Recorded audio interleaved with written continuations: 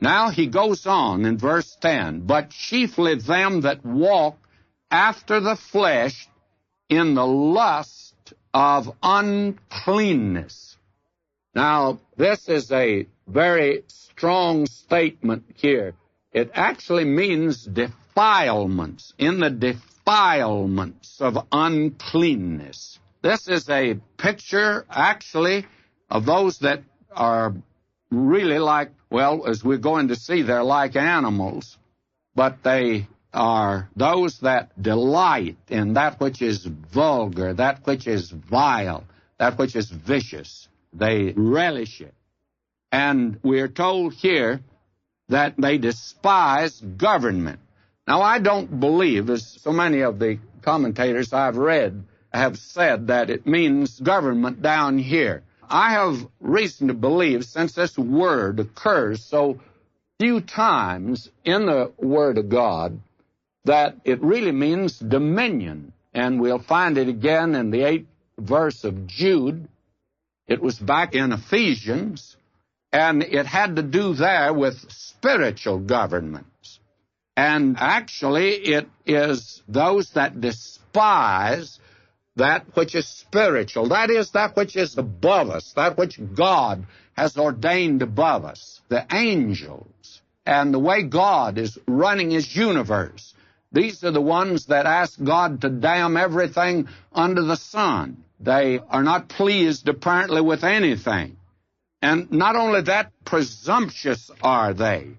And that, by the way, means they are daring. They're daredevils. They don't mind blaspheming. It makes them feel expansive and big to use language like that. Presumptuous are they. Self-willed. That is, they are going to do their own thing.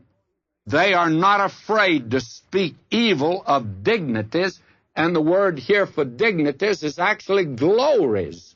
That is, they speak evil of that which is sacred, that which is holy today. Isn't it interesting that men take God's name in vain?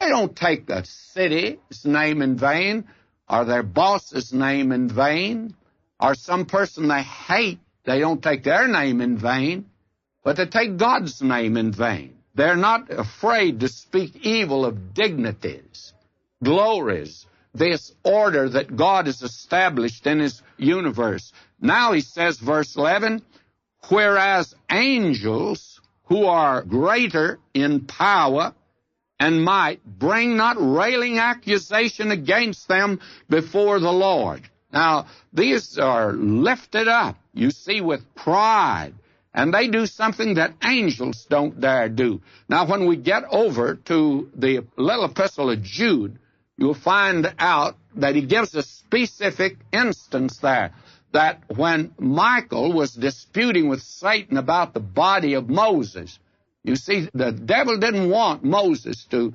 appear later on in the promised land. So there was some dispute, and God buried Moses, the body of Moses, and we're told that Michael would not bring against him a railing accusation, but he just said, the Lord rebuke you.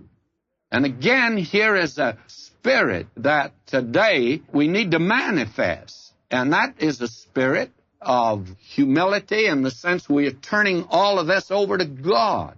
It's pride that causes us to speak as we do. And when I hear someone today, even a Christian, talking about the devil and ridiculing him and calling him names, I'll say this, Michael the archangel wouldn't do that.